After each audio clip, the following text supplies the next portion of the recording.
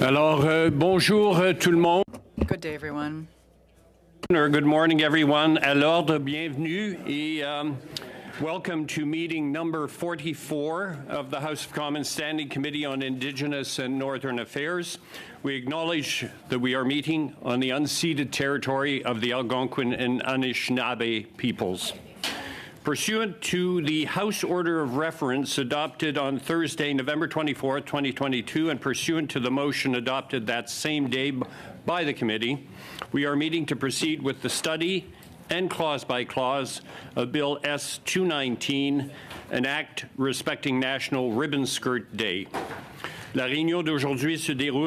Today's meeting will be taking place in a hybrid format pursuant to the House Order of June 23rd, 2022. Of all who are here today, please wait until I recognize you by name before speaking. For those participating by video conference, click on the microphone icon to activate your mic, and please mute yourself when you're not speaking. Interpretation for those who are on Zoom will be French and English. We do not have our Inuktitut. No, we have Inuktitut, not Innu. We have Inuktitut. Oh, I'm sorry. We do have Inuktitut, but not Innu translation today. I beg your pardon. My mistake. A reminder that all comments should be addressed through the chair. And for members in the room, if you wish to speak, please raise your hand. And for those on Zoom, use the raise hand function. The clerk and I will try to identify you in the order in which the hands went up. So to help us with the study and clause-by-clause consideration of Bill S-219, we have the good fortune of having some witnesses here today, and I would like to welcome them in person.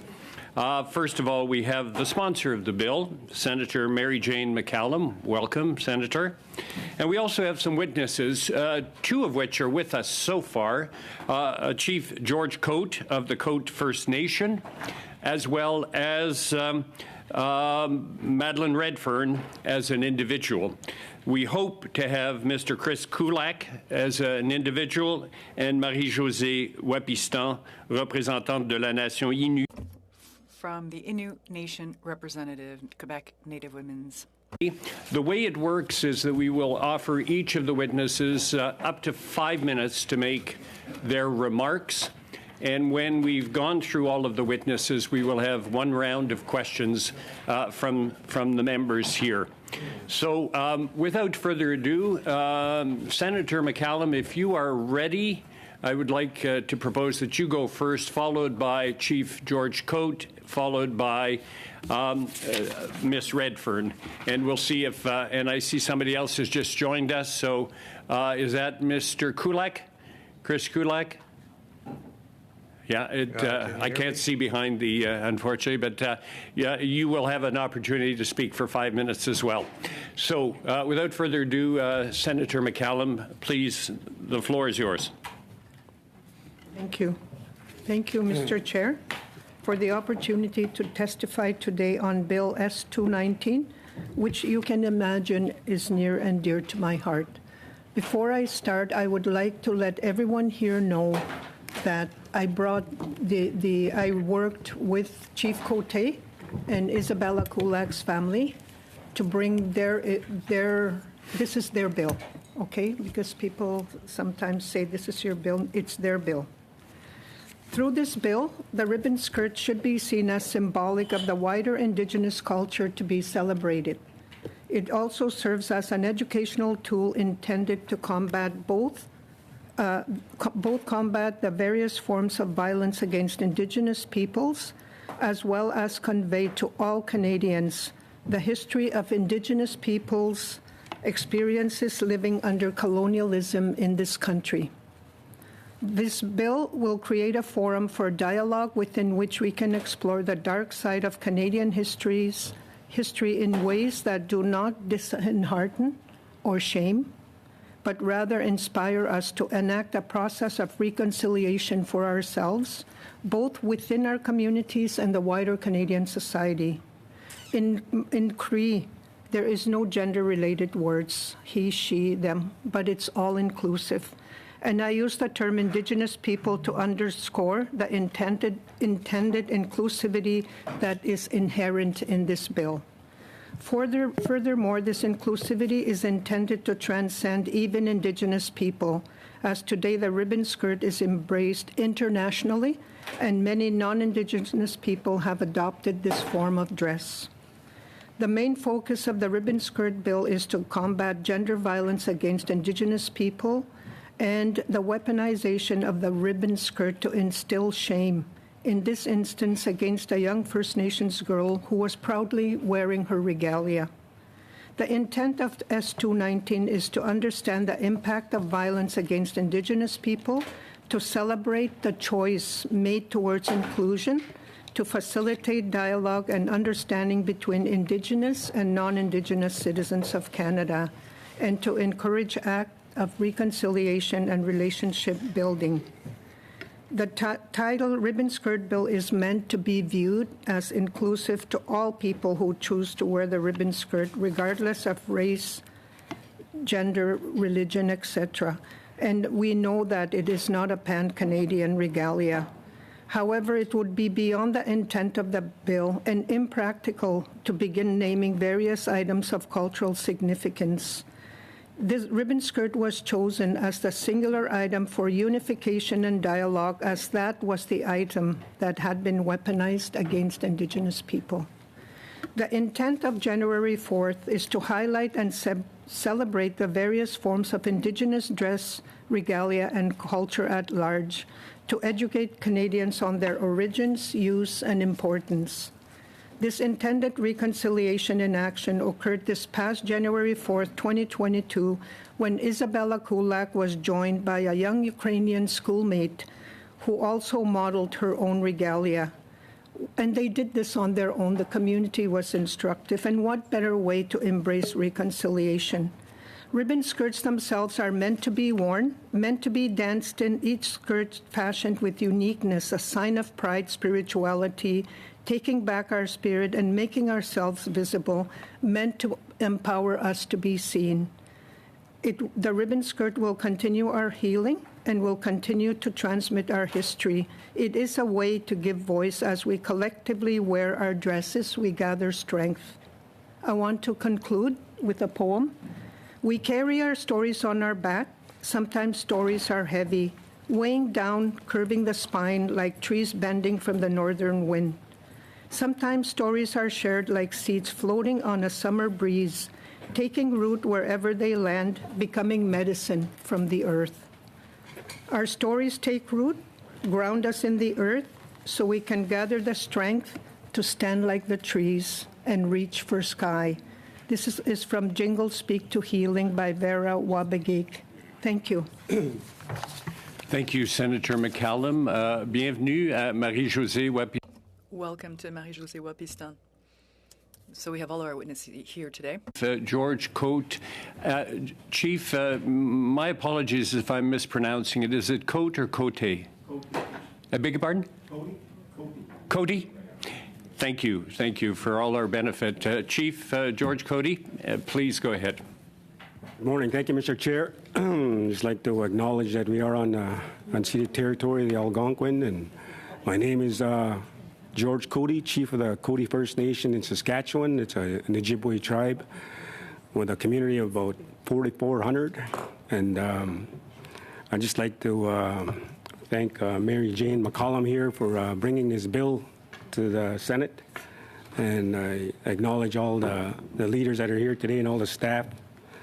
And of course, my people back home, Cody First Nation, and Chris Kulak is online there, and along with his wife. And of course, Isabella. You know, Isabella is the reason why I'm here. You know, it really took a lot of courage for this young lady to do what she did. You know, to open the eyes not only of our community, but the province in Canada and internationally, to show that how proud she was to be Indigenous, wearing a symbol with a ribbon skirt that unfortunately the teacher that she had at the time was ignorant to the culture of our community. And there was forgiveness given there by the family. And instead of turning this into a negative, speaking with Chris and his wife Lana, after it broke the heart of this young girl that went to school with something that she was very proud of to show her identity, which was,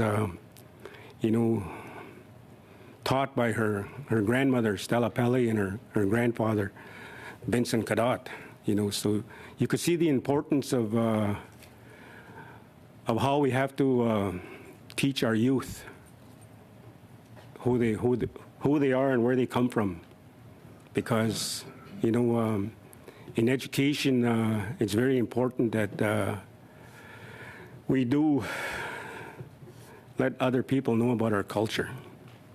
And in the spirit of truth and reconciliation, talking with Chris and Lana, we decided to make this a positive impact on our nation. So we decided that we would have a ribbon skirt day, and Isabella would wear a ribbon skirt along with all the women and her peers to wear their skirts on a special day to acknowledge what she went through. And the ribbon skirt is something that our community, our ladies, have been wearing in ceremonies, and it represents a lot of issues in regards to what our people have been going through with murdered and missing women and suicide and a lot of the addictions that are in our community. It's a way of us coming together and healing. So with the participation of the Good Spirit School Division and Cody First Nation and the Kamsack Collegiate Institute, we decided to come together and come up with a day where this young girl, Isabella, can tell the world her story, and in a manner that was supported by her dad, Chris, and Lana, her mother, Lana. I really appreciate this couple that reached out to the Chief and Council of Cody First Nation to make this something that's going to bring a community together. Not only our First Nation communities, but also the non-First Nation communities. Senator talked about this young Ukrainian girl that stood beside Isabella wearing her mom's dress that she wore when she was in school. Shows how much of an impact it made on her fellow students. And that's what we wanted to do. And you'll probably hear a little bit more from Chris in regards to how it made him proud for a young girl to open the eyes of the world. We're so blinded by so many things, and racism plays a big part in our lives. And how do we end that? By listening to our children, by watching our children. They're so pure. Isabella was so pure, but her heart was broken. But coming together, we healed that little heart. And when she seen the impact that she made, not only in our nation, but in the world, it turned her life around. It turned the family's life around. Turned Cody First Nation around. And hopefully it'll turn the country around. Hopefully it'll turn the world around. But I really appreciate the time and effort that the Senate is spending on this bill.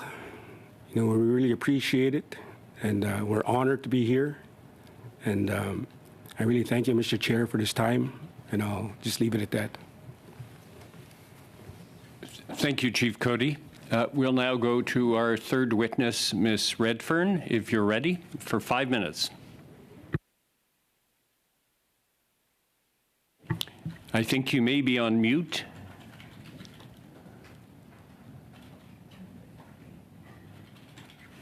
Oui, allô? Hello, I think we hear you now. Go ahead, please. Whoops, you went back on mute. Her mic is on.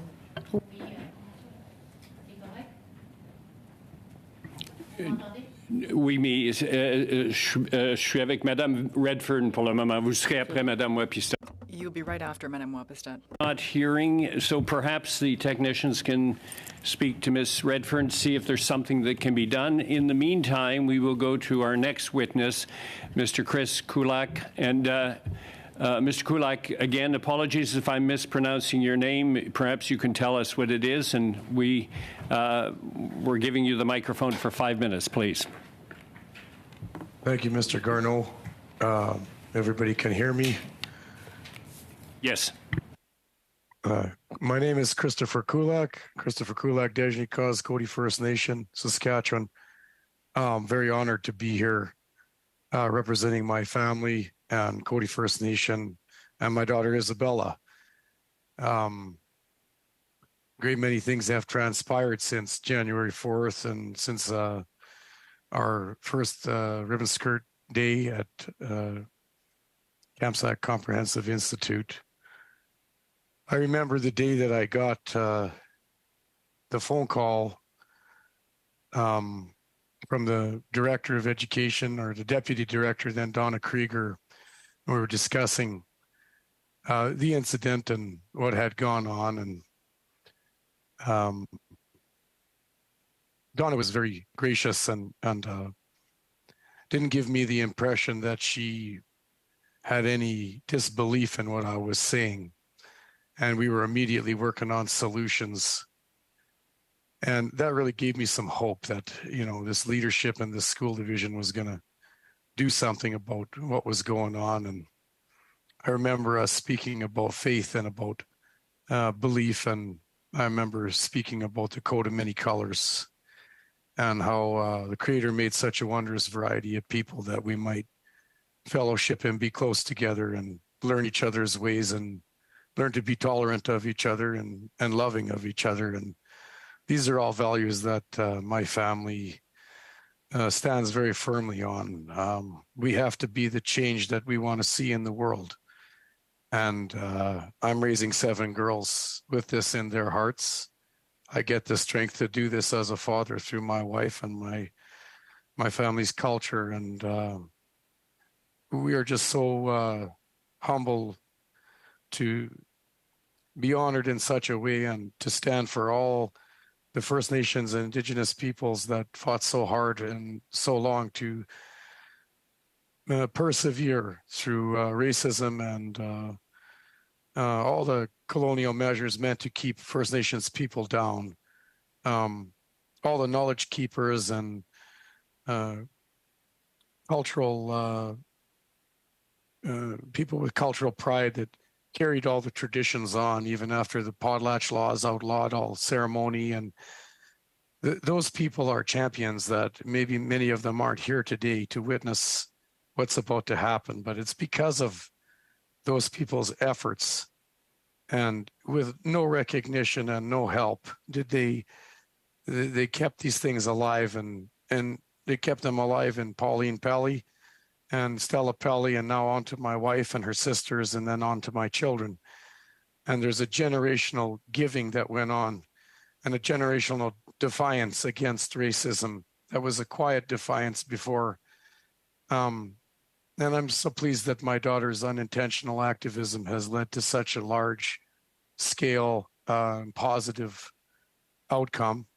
I want to thank Senator McCollum for her tireless work on this bill and her tireless advocacy for First Nations people.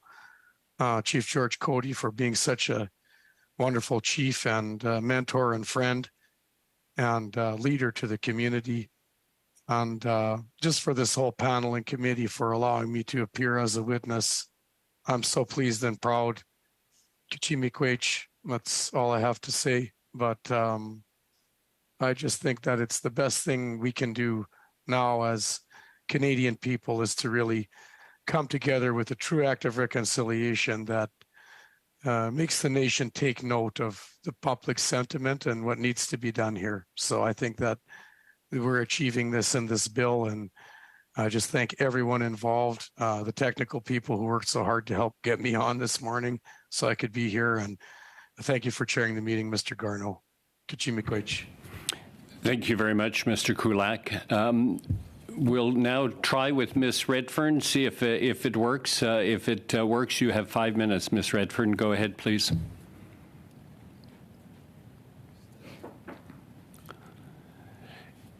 I'm afraid we're not hearing you for some reason. I'm not quite sure what it is. We'll keep trying.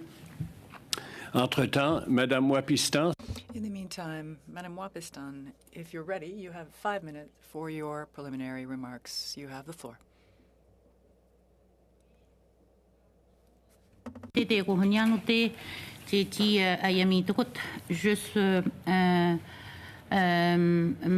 me présente. My name is Marie-Josée Wapistan. I'm from Natashquan. And to me, having the opportunity to speak Innu, this is the interpreter speaking.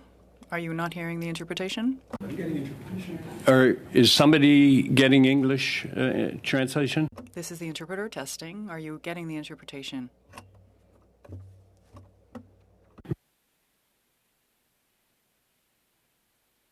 Allez-y. Go ahead. Can you hear me? Yes. Okay. Good day, everyone. My name is Marie-Josée Wapistan. I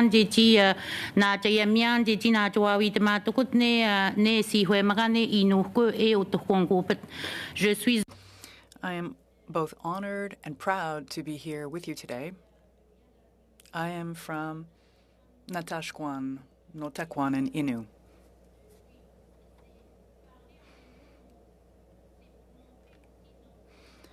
I chose to speak Innu for a bit there to show to what extent our beautiful language is still quite alive. It's the source of our identity. Something that is very characteristic of us as Indigenous women in this country is the ribbon skirt. It represents the strength, the identity, and the pride we have in ourselves.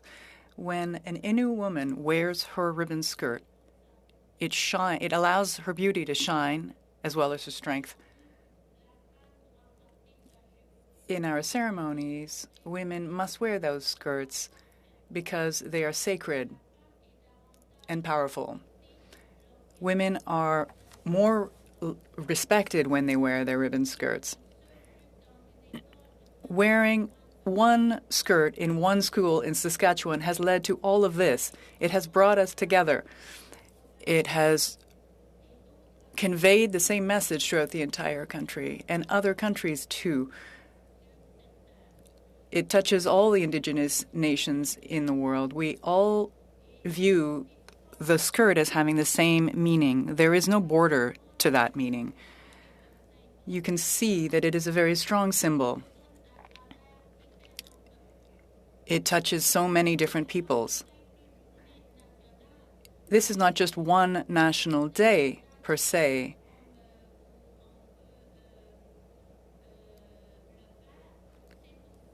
As is the desire in the context of this work. But it's also a day that indicates that the lack of respect for our identity is a thing of the past. We women want respect for our daughters and our sisters who express their identities by wearing their skirts. When we wear this skirt, we wear life itself. We are directly connected to Mother Earth with the strength and the beauty of Mother Earth who nourishes us. That is what I absolutely wanted to express today. I'm honored to be here amongst you today. I also represent the 9 Innu communities within the Quebec Native Women's Association. That's what I wanted to say, in essence.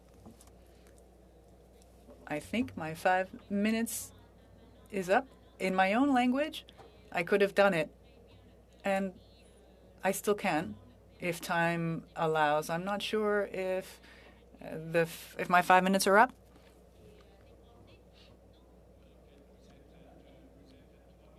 You're actually at 3:30, so you have 90 seconds left. All right, that's it. That's what I wanted to share with you. about the Rubenskirt. Ms. Thank you. Wapiston Thank you, Madam Wapiston. has disappeared from the screen, which is, I just saw her. Would you like to try, Ms. Redfern, see if we can hear you?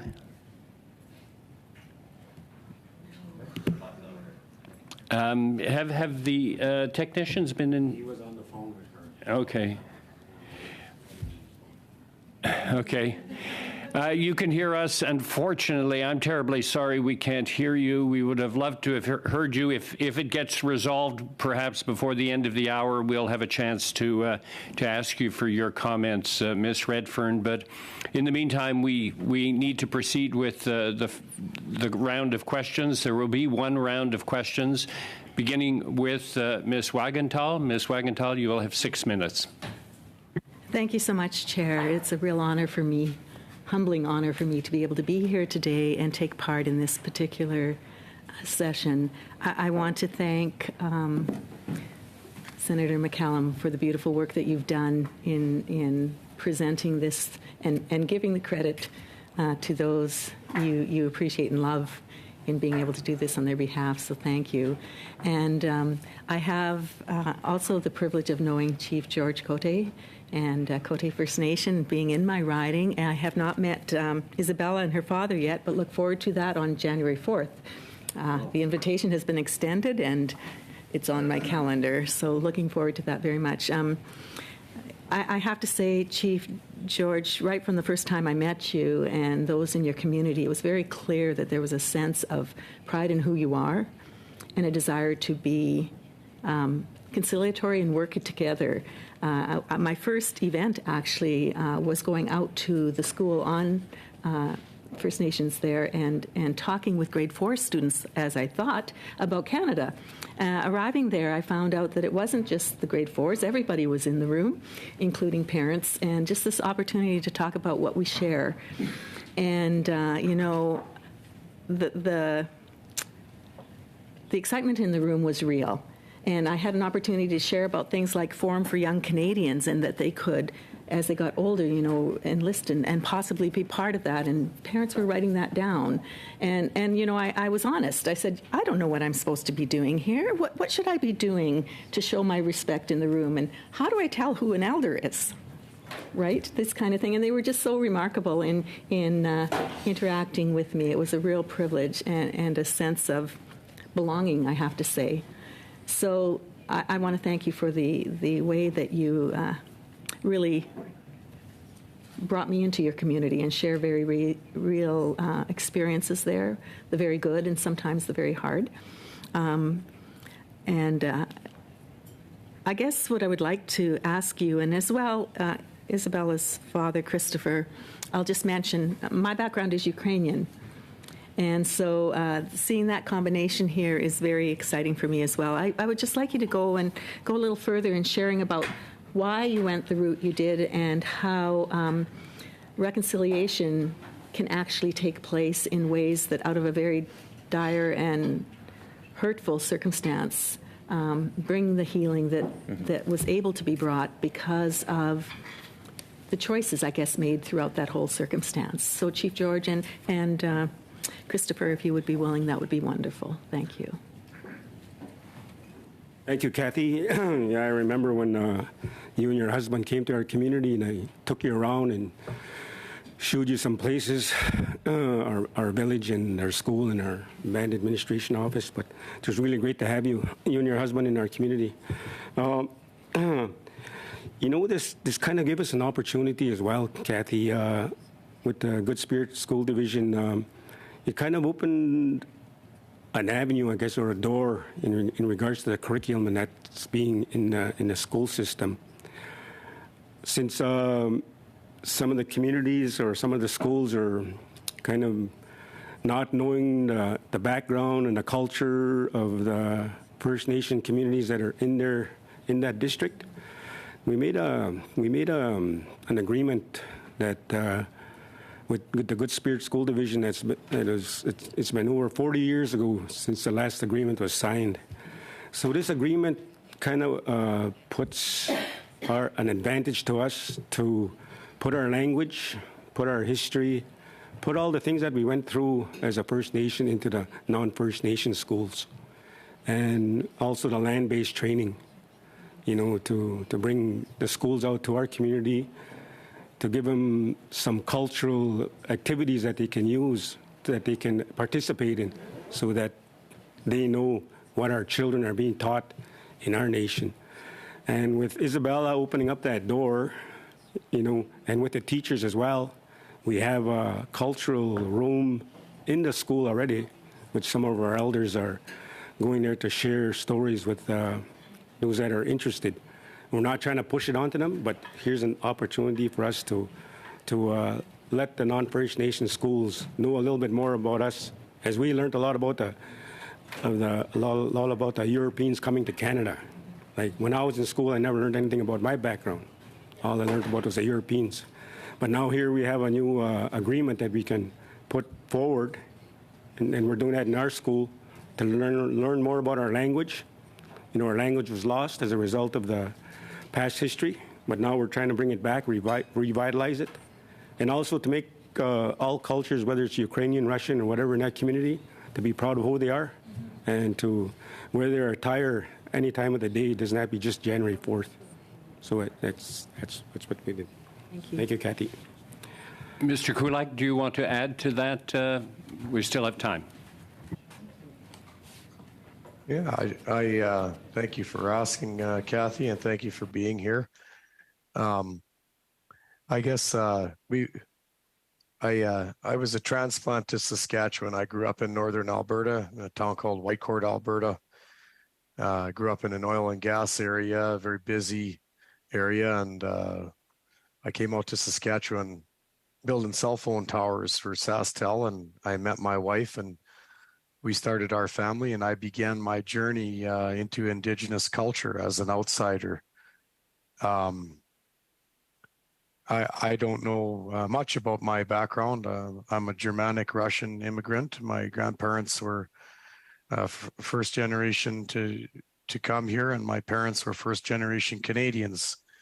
And I didn't have a cultural pillar to stand on until I married my wife and had my children. And like Kathy was speaking about the welcoming nature of First Nations communities.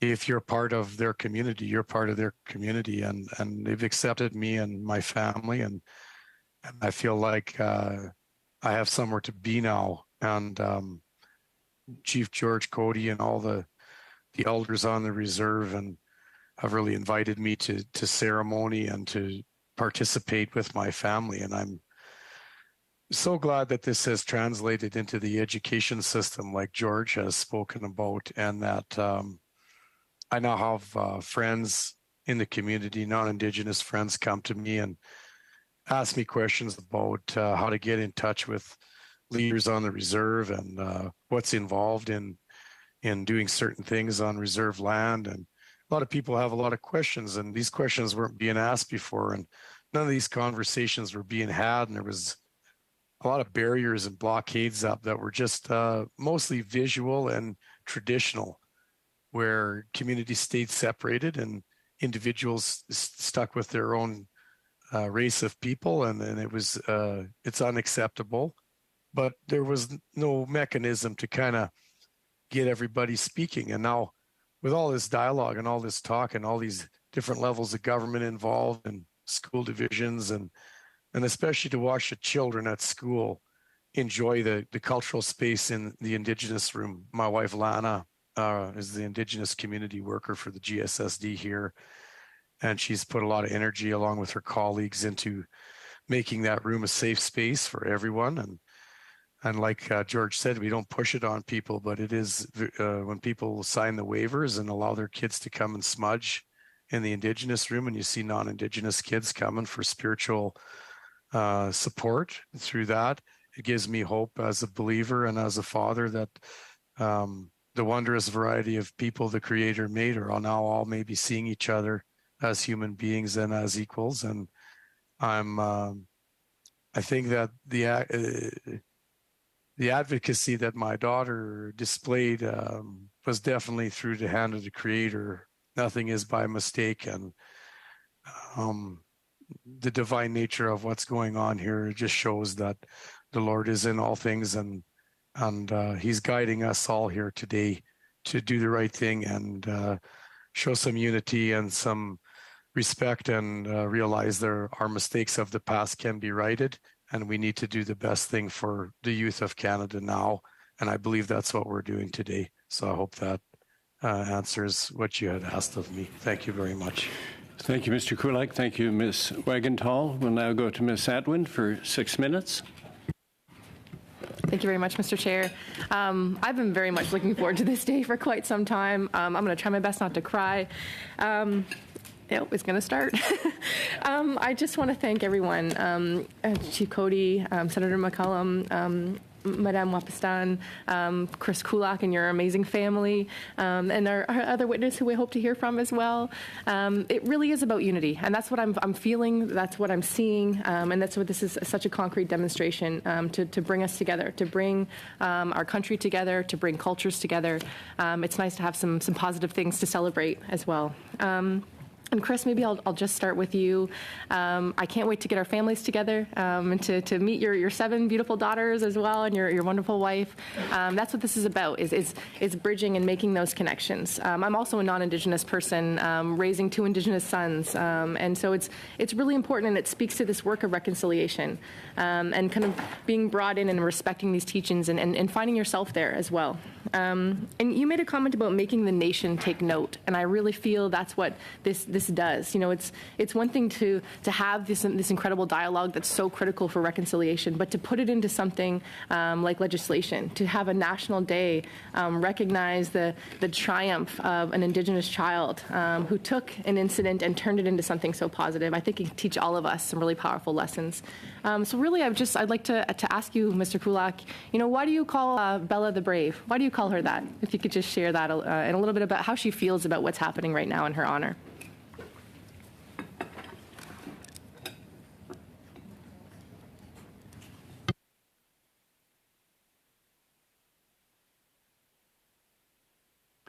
Mr. Kulak, I think you're on mute. Can you hear me now? Yes. Okay, I'm sorry. So to get back to Bella the Brave, I guess Bella is my most petite little girl. She's very quiet. She's a scholar and a dreamer and a lover of Johnny Cash music and Elvis Presley and the old things that I guess she listens along as I listen to my old-fashioned music. And she's kind of an old soul and maybe feels out of place without a iPhone 14 and all these things that everyone else has. But maybe that's what's made her a little bit different, is that we promote more of these old-fashioned family values in our home. And we always tell our girls, you got to stand up for what's right and what you know to be true in life. And so even though she didn't fight back with her fists that day, she came home and her pain, we could see it on her face, and she slowly opened up to her mom about what had happened and how she'd been shamed, and that's brave, not to lash out and to hold it until you can speak to someone with wisdom, and to seek wisdom from someone who can give you wisdom. And that's how we try and raise our kids. Try not to be too reactionary, and try and take time to listen to the other side. And when someone's wronged you, you look for community around you to help you deal with that.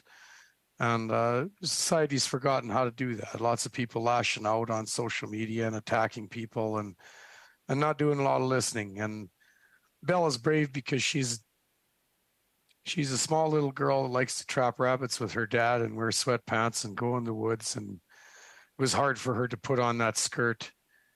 Sometimes she feels like her skin's a little bit pale to be feeling like a native person. But in her heart, she's Anishinaabe, and her culture and her ceremony gives her that, and her ancestry. And I told her, you wear that with pride. That's where you come from. Your Auntie Ferris Anderson made that for you, and it comes from all the hard work from your ancestors before that worked so hard to keep those traditions alive. So when we went to the backyard to take the photographs for the newspaper, and she put her hand in the air to signify her defiance against this racism, it really spoke to me as well, because our name Kulak in Russian means the fist. And that's the significance of the fist, and the significance of the skirt is their First Nations ancestry. And together, I guess that's how I showed her to be brave, that you don't have to necessarily lash out to be powerful. And now a little girl from Cody First Nation is pretty powerful indeed. So that's all I had to say on that. Miigwech, that's some pretty powerful imagery, that you've shared with us as well. And again, I just cannot wait for the opportunity to meet her and to celebrate this with your family. And if I could turn now for my remaining time to Senator McCullum as well. It's been such an honor to get to know you through this work. I just wish if you could go back to the talk about inclusivity, about how this is about, building those bridges, and that it's really about the unification piece. Okay, thank you for your question. And I'm sorry that I didn't acknowledge all the MPs and for all the work that you do. And especially for MP Atwin for agreeing to sponsor the bill. So thank you. When we, it was easy for me to look at inclusivity because I had already heard the story about Isabella and what she had done. And I just modeled after her. And when you look at inclusivity, and I look at where we came from, I was in residential school for 11 years. And, and I know colonialism, as do a lot of people, whether they're Indigenous or not. And where we come from is not where we're going, because we came from exclusion, we came from marginalization. And, when I looked at what Isabella modeled and Chief Cote, it was being inclusive, trying, wanting to do the right thing. And that comes from our ancestors. Our ancestors, I did not acknowledge them, that they, in their time, and our leaders today, they persevere. They are adamant that we would not remain where we were. And if Canada is going to progress, they're going to have to do it walking side by side with Indigenous people. If they don't, we're not going to progress as a country. So that inclusivity is so important in this bill.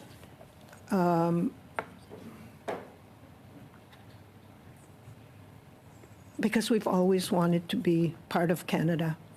And this bill will do that. Thank you. Thank you, Ms. Atwin. Nous irons maintenant à Madame Gill pour... Madam Gill, you have the floor. Thank you, Mr. Chair. Thank you to all of our witnesses, of course. Mr. Kulak, for your daughter, Isabel, Senator McCullum, Madam Redfern, Madam Wapistan, Mr. Cote. Senator McCullum, I appreciate your humility. You started by saying that it was a child's and a community's bill. To me, that is a critical part of the work that we do as an elected representative or as a senator, to give the other their rightful place. Just like Isabella did what she felt was right, we also want to do the same. We also want to represent people, and humbly, I've always said, for First Nations, for Indigenous people. I wanted to really commend you for what you said at the very start, first off. And also, I'd like to get back to the issue of children. Madam Wapistan, you referred to it, Mr. Cote as well, and the youth in general. There is this issue of pride pride in our culture, et cetera. It's raised at every committee meeting. People, Madam Wapistan, yes, everyone has said it is a national day for the ribbon skirt national day, but it goes beyond the ribbon skirt. For women, Madame Wapiston, you represent the Innu Nation at the Quebec Native Women's Inc. What does it represent for women, for young women, and for young Indigenous people this day of January 4th? Signifie For the youth, it signifies the pride of our kukums, our grandmothers, and our mothers, the pride we have in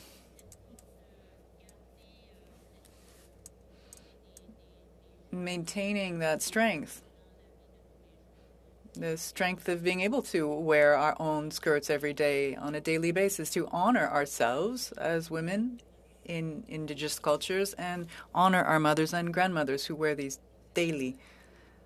Okay, so that's your message. I'll tell you quite humbly, that's something that I say so many times. I was given a ribbon skirt, and I kind of felt like it was very touching for me to receive this gift, and I'd go even beyond that for the nation, for the nations, Indigenous groups, and this symbolism is very powerful. It's a strong message, and you said it in your opening statement. It is a way to raise awareness, to inform people, and it is a way of communicating between nations. I felt it when I wore this skirt. Joyce Echaquan was represented on that skirt. There were women represented in purple, orange for missing Indigenous women and girls, survivors. There was red. These are not the only symbols, but it reminds my own conscience about these messages that are very powerful. Can this also serve to inform, create links, and raise awareness? Yes. When I talk about wearing a skirt, it's all of it. We wear it in all these different nations. So yes, our sister Joyce Echaquan, our missing and murdered sisters,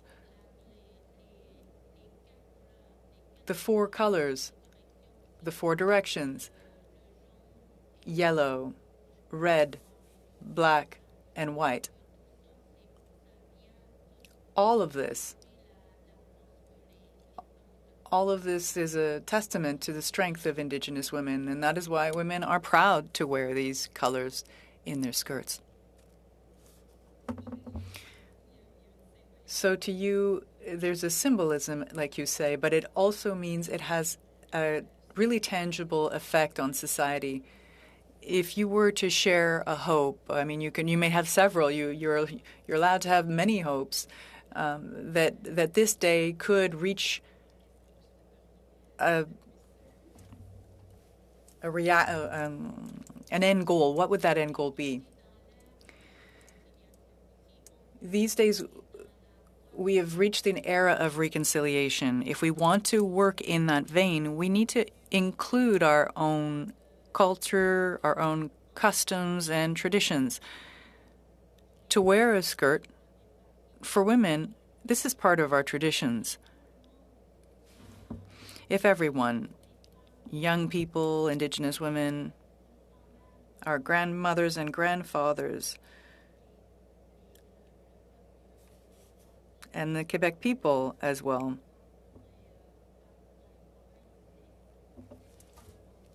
and throughout the other provinces as well, I think we need to be proud of wearing our regalia and our traditions within this period of reconciliation. My time is up, Mr. Chair. Thank you, Nakumi. Thank you. Merci, Madame Gill. Thank you, Madame Gill. Madame Midlaut, 6 minutes. Thank you, Mr. Chairperson. Before you ask any questions, I need to clarify that Inuit women do not use ribbon skirts As a tradition or culturally, Inuit use amautis and kamit. We use those as regalia, all handmade. I think that's understood. Inuit women do not use ribbon skirts. I ask you now, George and Christopher, I asked you, do you think that, don't you think that you are using an assimilationist policy that governments have used over the years by lumping us all in one?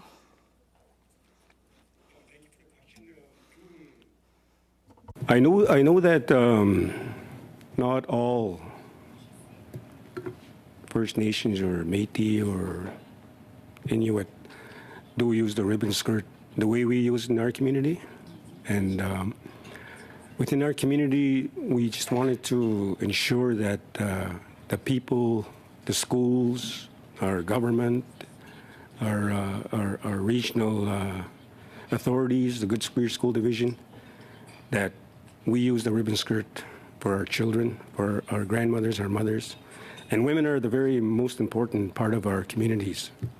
So in order for them to identify themselves as the homemakers of the communities, they wear these skirts at the ceremonies and at traditional activities and at home if they can. So that's what we wanted to instill. We were not using this to do any kind of assimilation with the federal government or any other First Nation or Métis or Inuit community. It's just something that we did as a community along with the family to bring a positive outward appearance of our community and of our nation to educate the people of our traditions. And that's where we just left it at. Thank you, Madeline. I think would have said the same thing had she been able to speak. Maybe she will speak later when technicalities work. Thank you for understanding that it does not apply to Inuit women, traditionally, culturally. Regarding, I have proposed an amendment to the bill, and I'm going to read it. Whereas the ribbon skirt, while not a symbol common to all Indigenous culture in Canada, is important to many of them. Would that be acceptable as an amendment? I asked George and Christopher. This is the opposed amendment. I talked to the Mary Jane here, and she wanted to make a recommendation. Yeah. Mr. Kulak, do you want to add any comment to that?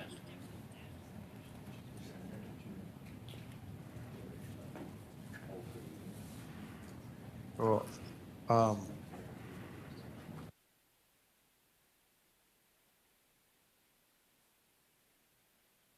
I didn't get the translation.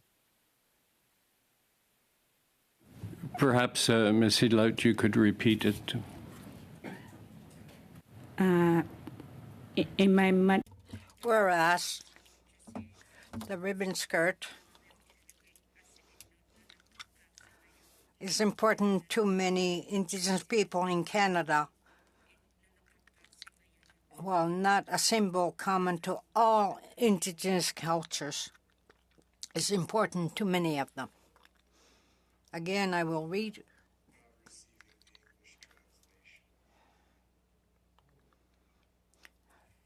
Quote, whereas a ribbon skirt, while not a symbol common to all Indigenous cultures in Canada, is important to many of them. End of quote.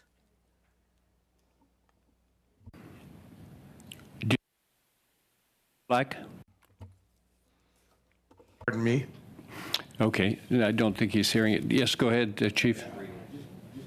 In reviewing it here, I think with Chris's blessing, I guess I'd rather say no to the amendment. Could you repeat that, please? I just wanted Just reviewing what was proposed through the amendment, whereas the ribbon skirt, while not a symbol common to all Indigenous cultures in Canada, is important to many of them. With Lana's blessings, I would say no to the amendment. Thank you, Chief. Since it was brought up, you're certainly entitled to comment on it, and we will, as a committee, be reviewing the amendments just after this session. Let me just see here. Your time is up, Ms. Laut. Let's have one last go to see whether Ms. Redfern is able to blast through the ether and we can hear her. Test 1, 2, 3. Yes. Okay, wonderful. Thank you. I'm so honored to be in front of the committee. I want to thank and acknowledge those that are bringing forward this bill, and especially the bravery of Isabel. I think many or most Indigenous women in this country, including our children, have experienced systemic discrimination. We're really, I'm really sad that Isabel went to school, displaying something that clearly was important to her culture, her family, and her community. And it was simply, failed to be respected as special and unique. As our member of parliament from Nunavut has explained, is that the ribbon skirt is not actually part of our culture and our tradition. The Amauti and the Kamiks, which are what we wear for carrying our children, as well as the boots, which are all handmade and require immense special skill. So no, absolutely no intended disrespect, on the bill, as I think, Lori has explained well, is that in the spirit of inclusivity, it's just to simply recognize and acknowledge that ribbon skirts are just not really part of our culture. Maybe the language, in the proposed bill to bring about that level of inclusivity, or recognition of the distinction between the different cultures is to not, try to undermine the spirit and the intent of the bill, is that, we as Indigenous women, we as our, as women and fathers of our children, want to be able to proudly wear, our traditional clothing in the schools, in our ceremonies, at our meetings, in our conferences, as a way of, demonstrating that we do exist, that our culture and what we wear is an incredibly important, way of demonstrating that our culture is strong and is alive, and we do want to advance it. So, not to disrespect, Isabel, her family, and the folks that are sponsoring this bill. I do think a very, small amendment to the bill, would bring about and foster that level of inclusivity, because it is something that our children, have also experienced, our people have experienced when we do wear our traditional clothing. And the goal of this bill, as we totally understand and support, is to try to recognize and demonstrate that we should be able to do this proudly, without fear, and without discrimination. Thank you. Thank you very much, Ms. Redfern. We are sort of at the end here, but I'm told that Senator McCallum raised her hand when the question was asked by Ms. Laut, so I would like to offer her the opportunity to comment. Thank you. This had been, when I look at the amendment and what will it contribute to the bill, that's the question that I ask, because this came up in Senate, that there was one senator that told me that that it's not practiced by everyone in Canada. And I said, you know what the focus of the bill is? Violence against children. It just happened that it was a ribbon skirt that was weaponized, and that there is no symbol except maybe the drum that is universal across Canada. So what I recommended to her was that she append it as an observation instead of an amendment, because Isabella, her family, and the chief would like this bill passed. The appending it would bring out this issue. And when I look at my family, not all my family wears the ribbon skirt. I do. Not all Indigenous, the First Nations, Métis, Inuit wear the ribbon skirt. And I recognize that. But they do support it. And they have supported across Canada. So I'm concerned that because it's not going to accomplish anything, that it will deter the bill. Do you have anything to add? Thank you, Senator. Mr. Kulak, can you hear us right now? I can. Can you hear me? Yes, we can. There was some commentary with respect to a proposed amendment. I don't know if you caught any of that, but in fairness, did you have a comment with respect to that? Yes.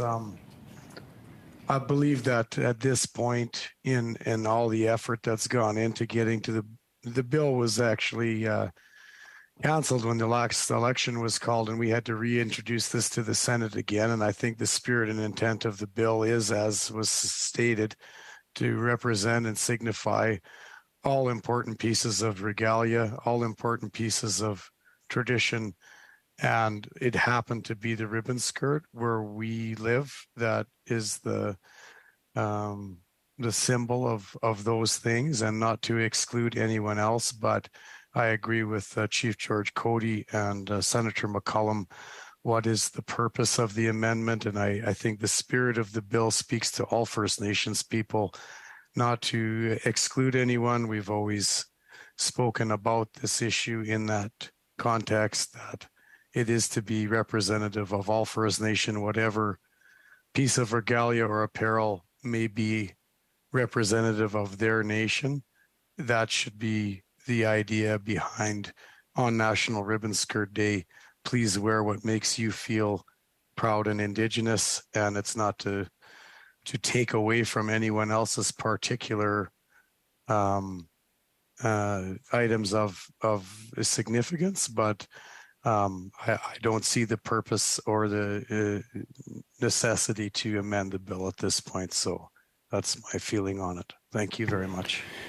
Thank you, Mr. Kulak. And with that, I would like to, on behalf of the committee, thank Senator Mary Jane McCallum for her testimony this morning, as well as the testimony from Chief George Coady, from Marie-Josée Wapistan.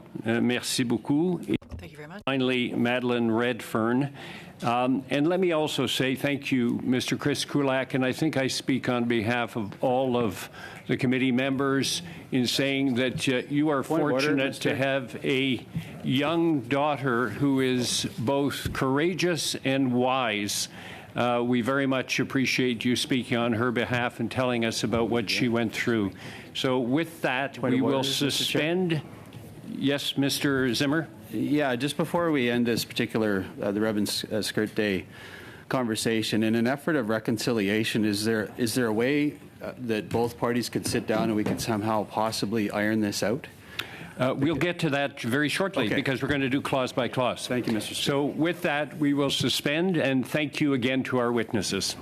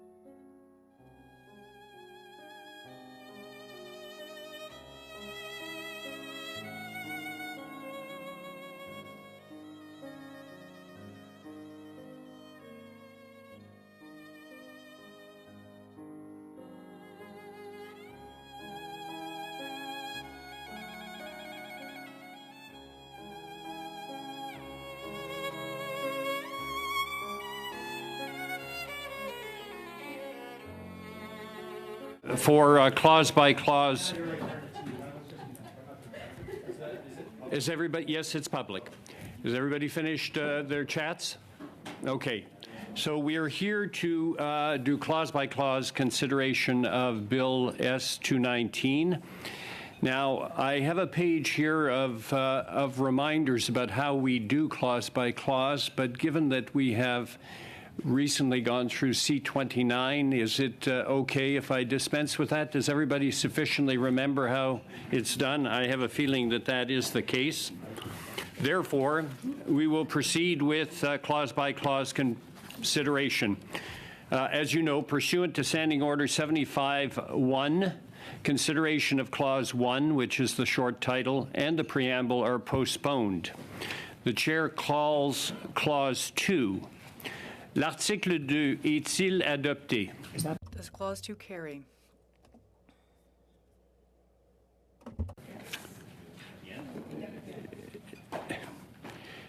L'article 2 est-il adopté? Does Clause 2 carry? Not seeing any objections, Clause 2 is carried. Le titre abrégé est-il adopté? Does the abridged title carry? 1, the short title. I don't see any objections. Therefore, Clause 1 is carried. For the preamble, we have a proposed NDP amendment. So I will turn to Ms. Eatlout and invite her to move her amendment and to describe it as she wishes. Mr. Chair? Before we get to that, there has been some talk amongst the parties. We want to make sure that people feel comfortable with this. We do understand that while the ribbon skirt is important to many Indigenous communities, it's not all.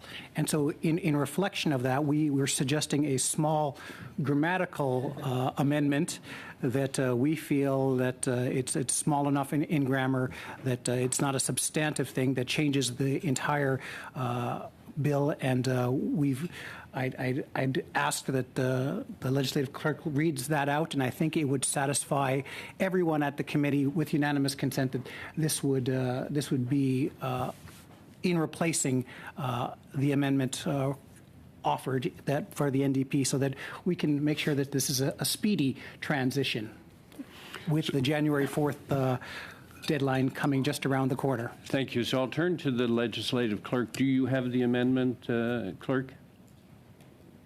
Yes, thank you, Mr. Chair. I would point out, however, that it would not, unfortunately, constitute a strictly grammatical modification to the bill. It would be a substantive amendment.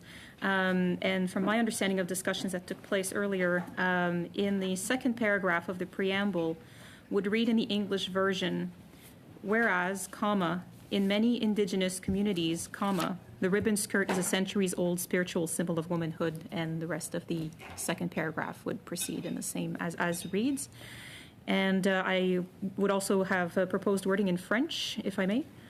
Donc, encore une fois, dans le deuxième paragraphe. In the second paragraph of the preamble, that, comma, in a number of communities, comma, and then the rest of the paragraph.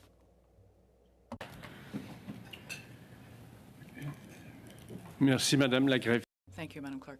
If, based on your discussions, this is something that you would like to bring forward, I want to first ask Ms. Eatlout, is she ready to drop her current amendment?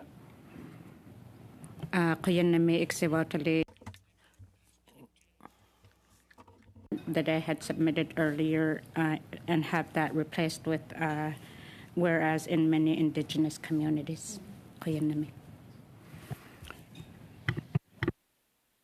Very good, thank you. I'm just going to suspend for a minute to talk with the legislative clerk, and just hold on.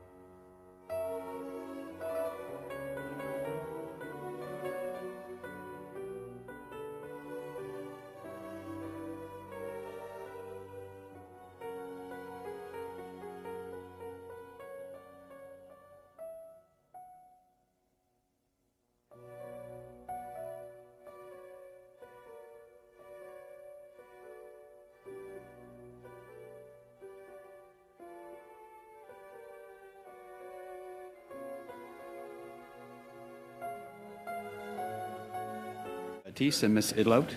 We support the effort. Thank you. Okay. So just a number of factors here. The proposed amendment, and I owe it to you to read the following to you because it is a substantive amendment. And you can react to that. So there's two things I want to say. The first of all, whether it was the original NDP 1 or the proposed change, the amendment seeks to make a substantive modification by adding new elements in the preamble. As House of Commons procedure and practice, 3rd edition states on page 774, in the case of a bill that has been referred to committee after second reading, a substantive amendment to the preamble, you'll recall this from C29, is admissible only if it is rendered necessary by amendments made to the bill. In addition, amendment to the preamble is in order when its purpose is to clarify it or to ensure uniformity of the English and French versions. So based on that, in the opinion of the chair, and I'm doing what conventional chairs will do, the proposed amendment is substantive and has not been rendered necessary by amendments to the bill itself. I therefore rule the amendment inadmissible. That would apply to the proposed change as well. You can react now. You can react now, but let me just finish one other point that I would like to make. Of course, if we make an amendment, just for you to know, it will, of course, have to go through the House of Commons to report stage, third reading. Then it goes to the Senate, and it will have to go back to the Senate because it's an amendment. Even though it originally came from the Senate, it has to go back to the Senate because an amendment has been made to it. So just be cognizant of the fact that the 4th of January is not very far away. So with that, the floor is open. Mr. Zimmer. Yeah, thank you, Mr. Chair. Just a point of clarification. You said if it's to clarify the meaning or intent, this particular change is done with that exact intent, is to clarify. You have to understand clarification is in the context of the original bill. Okay, because you can clarify all sorts of things by adding all sorts of things into bills. But I'll turn to the legislative clerk on that. My understanding of what is in procedure and practice, and I don't really have any specific examples at this stage, but when it comes to clarified, it is when there is something that is of particular, that causes particular confusion, or again, if there is no uniformity between the French and the English version. And my advice to the committee would be that this proposed amendment does not fit that particular description and would constitute a substantive amendment and would require approval of the Senate. So the key word here is confusion. So I don't think that applies here, and that's why I've ruled it as inadmissible. But can you just repeat the clarification or when you can change the preamble?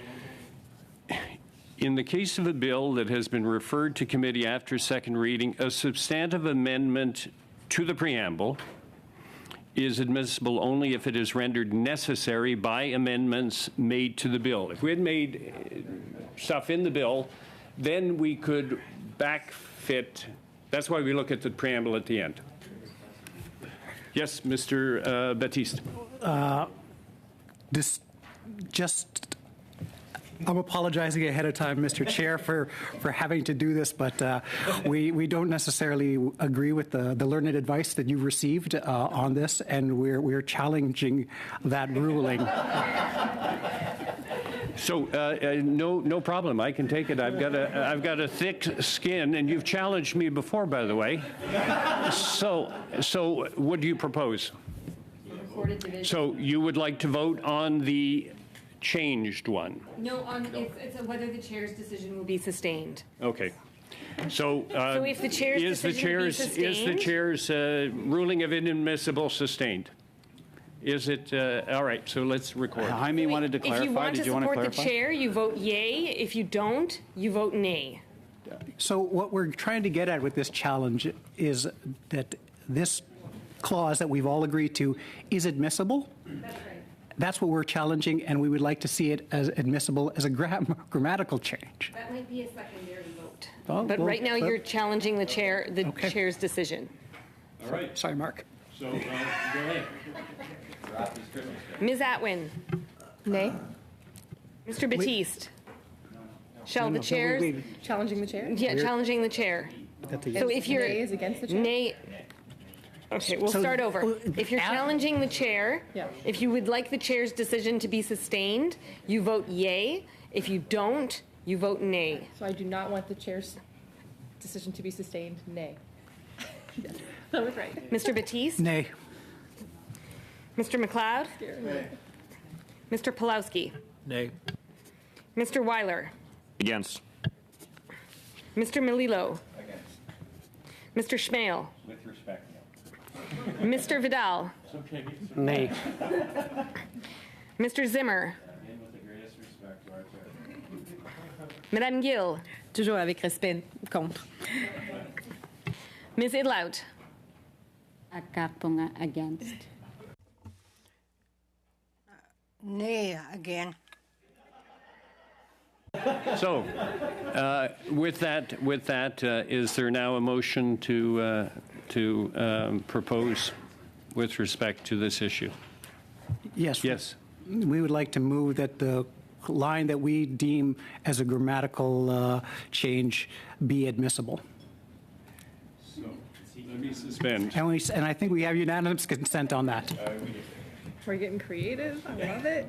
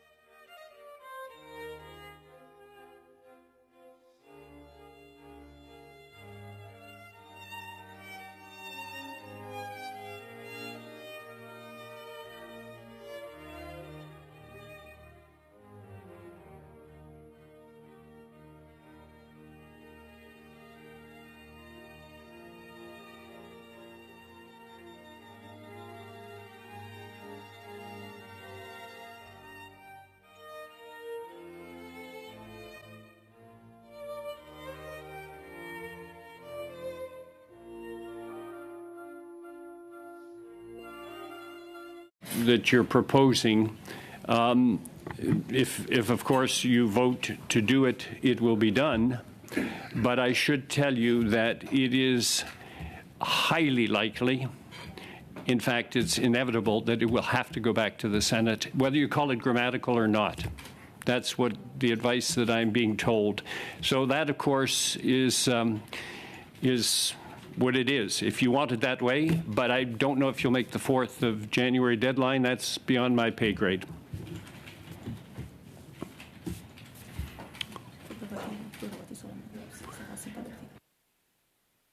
So you can vote on it,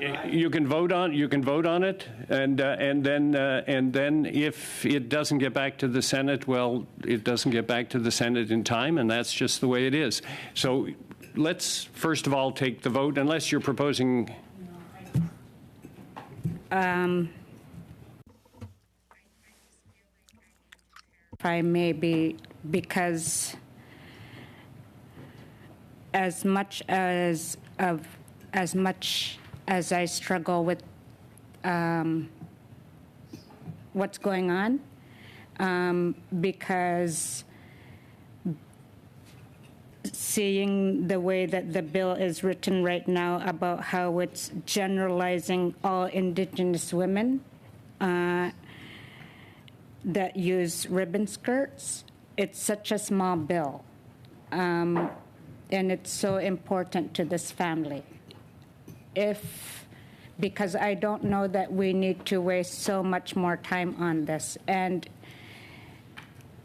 I don't know what the process is enough after it leaves here if we do make those changes, and how long it would take for the Senate to have their debate. And it doesn't seem like it is that necessary to use up all that time on something that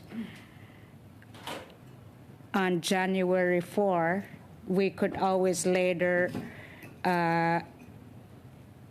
clarify through other means. And I do like the senator's suggestion about the, what was it, the observance or something? Can you clarify that? An observation. Yeah. So are you proposing something, Ms. Ilaut? Could we hear from the clerks about this observation and how it works? That way, if it is an observation, then maybe it doesn't need to be an amendment that wastes more debate time. Right. So the clause-by-clause process is a separate process from the observations process. So once the clause-by-clause is done, we adopt the bill with or without amendments. And then the committee, if it's the will of the committee could introduce another report subsequent to the bill being adopted, in which there would be an observation that could contain the wording of the amendment. As my understanding is, through our discussions earlier, that the Senate did the same on this bill, and the House would be able to do the House committee would be able to do the same on their end as well.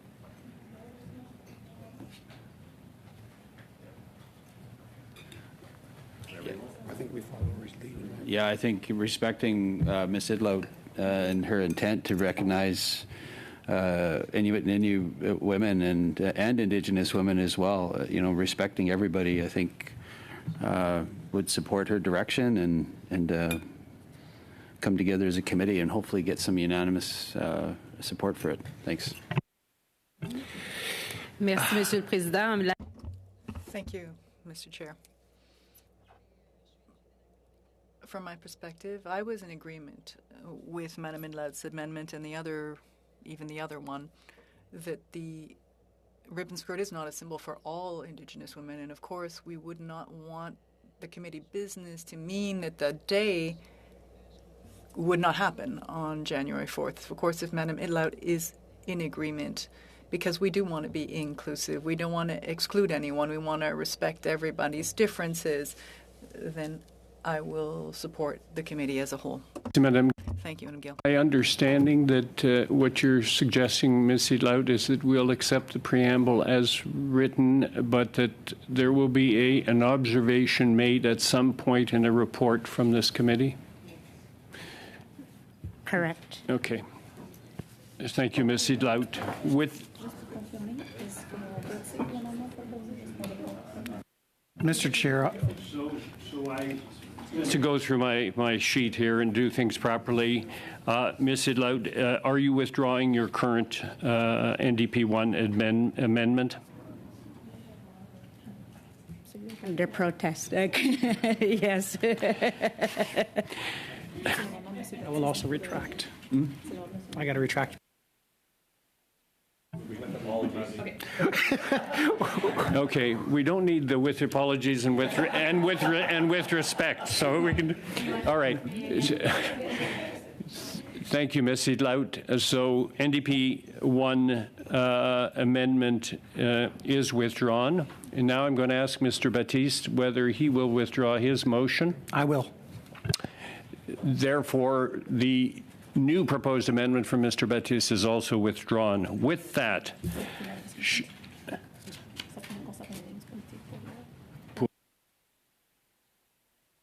I'm reminded, is it unanimous consent to withdraw? Okay, thank you. Thank you. Merci. With that, shall the preamble carry? The original one. The preamble carries. Shall the title carry? The title carries. Le projet de loi est-il adopté? Shall the bill carry? Le comité Is the committee ordering the chair to report the bill to the House? Instructions here. Huh?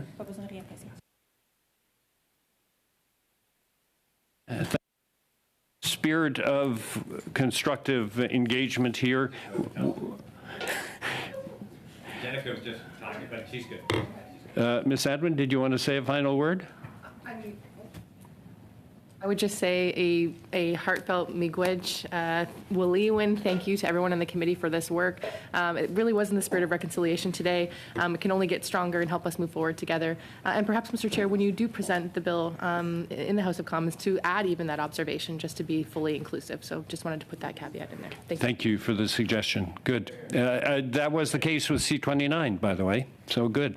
Great. Thank you. With this, the meeting is adjourned.